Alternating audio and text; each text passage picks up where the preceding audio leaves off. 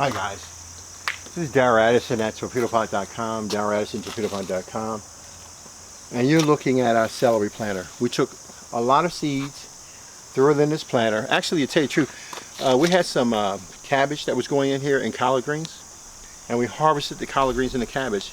But while the cabbage and the collard greens were growing, we threw celery seeds, inside the planter because we know that we're going to eat up the cabbage and we're going to eat up the collard greens, and the celery will be growing at the same time and phasing itself in as the cabbage and collard greens are phasing themselves out. And as the cabbage and collard greens phase themselves out, the celery starts to bloom and start to grow. Celery is a very slow grower, okay? But let me tell you something. I can't imagine having a garden without celery. You've got to try, and you've got to grow celery. The flavor that you get from this celery is nothing like you've ever tasted before in your life. We don't use any fertilizers. These plants grow your food for you by yourself without you having to be there. By itself, without you having to be there.